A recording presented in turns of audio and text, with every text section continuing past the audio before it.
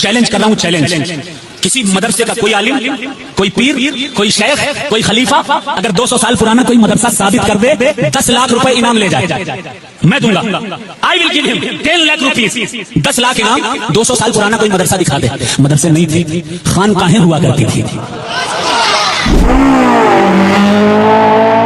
اس طرح آج یہ چھوٹی سی کلپ کٹ کی گئی 30 سیکنڈ کی، جس میں یہ کہا جا رہا ہے کہ 200 سال پرانا مدرسہ کوئی دکھا دے تو اس کو انعام دیا جائے گا.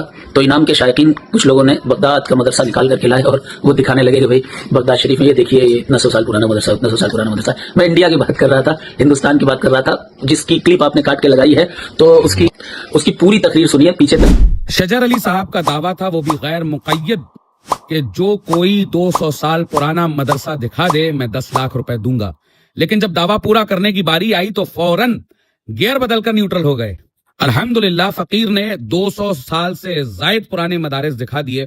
اب جناب کا موقف یہ بدل گیا ہے کہ نہیں میں نے تو انڈیا کے مدرسے کہے تھے، بغداد وغیرہ کے نہیں. سبحان اللہ.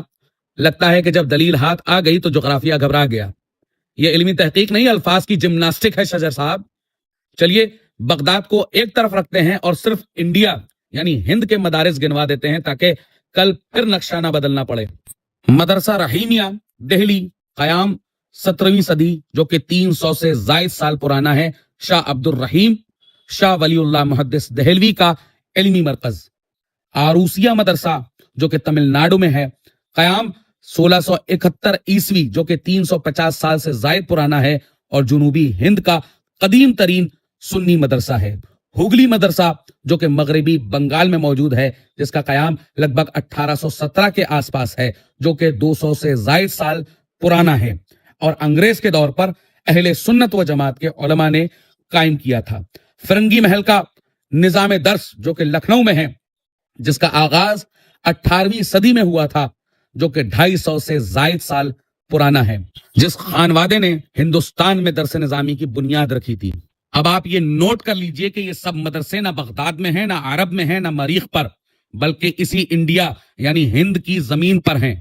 اب ذرا یہ واضح فرما دیں کہ کل جب 10 لاکھ کا اعلان تھا تب انڈیا یاد نہیں تھا، یا آج مدرسے سامنے آ گئے تو الفاظ کو غسل دیا جا رہا ہے؟ 10 لاکھ کا اعلان علمی اعتماد تھا یا صرف فیس بک یا للکار تھی؟ کیونکہ مدرسے بھی حاضر ہیں، اب تاریخ بھی حاضر ہے اور حوالہ بھی حاضر ہے. اب باقی رہ گیا ہے تو صرف اور صرف وعدہ پورا کرنا یا خاموشی اختیار کرنا. اب پھر سے کہہ رہا ہوں شجر صاحب، اکاؤنٹ نمبر بھیجوں یا کیش 10 لاکھ روپے پہنچوا رہے ہیں آپ؟